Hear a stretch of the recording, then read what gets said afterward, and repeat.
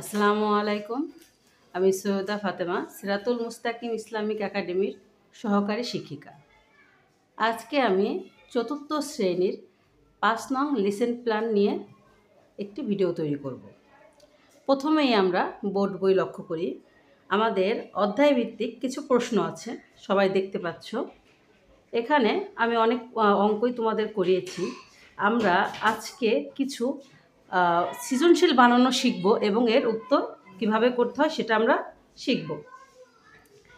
আমাদের ৩৩ পৃষ্ঠার ৯ নং একটি অঙ্ক আছে, সবাই খেয়াল করো।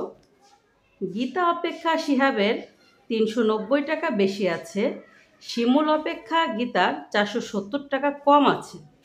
শিমুলের কাছে ৮৯০ টাকা আছে, গীতা ও শিহাবের কাছে কত টাকা আছে? এখন আমরা এটাকে কি করব? সৃজনশীলভাবে তৈরি করব। আমরা আগেই জেনেছি যে সৃজনশীল কিভাবে তৈরি করতে হয়। আমরা ধাপে ধাপে অঙ্কগুলা সাজিয়ে ফেলি। সবাই খেয়াল করো। আমি একটি কাগজে সৃজনশীল প্রশ্ন তৈরি করেছি। আমি প্রথমে ক নম্বরে লিখছি শিমুলের কাছে কত টাকা আছে, খ নম্বরে লিখেছি গীতার কাছে কত টাকা আছে, গ নম্বরে লিখেছি শিহাবের কাছে কত টাকা আছে। মানে একটা সম্পূর্ণ অঙ্ককে আমি 3 ভাগে বিভক্ত করেছি, আর এটা তোমরা 3 ভাগে উত্তর দিবে। চলো এবার দেখা যাক উত্তরপত্র।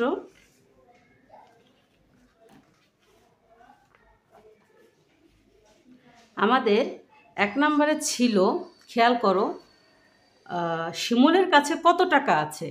তোমরা প্রশ্নটি পড়লে বুঝতে পারবে। দেখো শেষের লাইনে লেখা আছে শিমুলের কাছে ৮৯০ টাকা আছে। তাহলে যেহেতু সরাসরি দেওয়া আছে, আমরা ক নম্বরে উত্তরটি এভাবেই লিখব। 1 নং প্রশ্নের উত্তর দিয়ে ক লিখব এবং লিখব শিমুলের কাছে আছে ৮৯০ টাকা। এবার আমরা খ নম্বর প্রশ্নে চলে যাই। এখানে বলেছে গীতার কাছে কত টাকা আছে। প্রশ্ন খেয়াল করবে, এখানে লেখা আছে শিমুল অপেক্ষা গীতার ৪৭০ টাকা কম আছে। যেহেতু শিমুলের থেকে গীতার ৪৭০ টাকা কম আছে, কম থাকলে কি করতে হবে?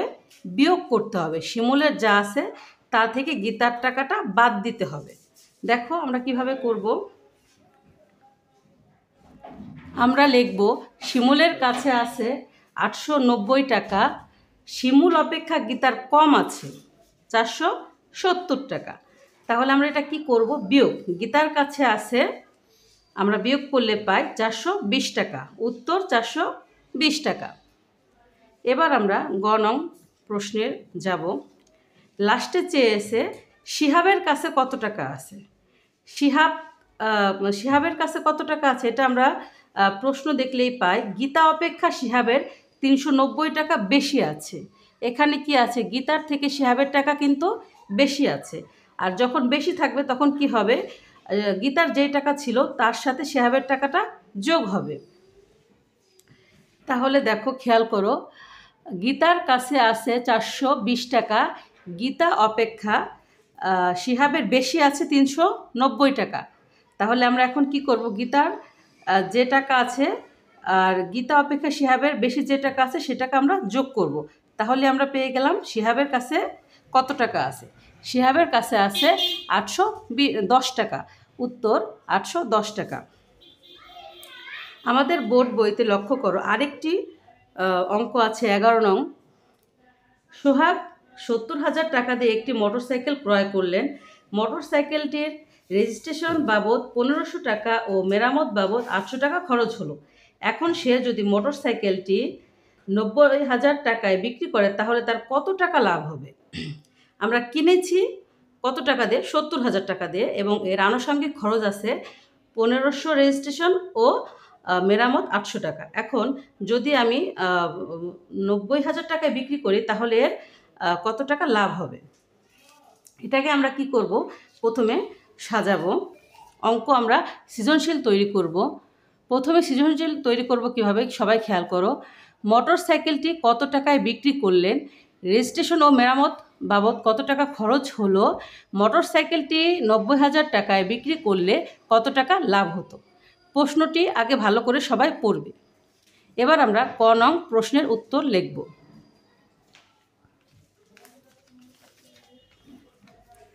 দেখো, ক নং প্রশ্নে ছিল মোটরসাইকেলটি কত টাকায় বিক্রি করলেন।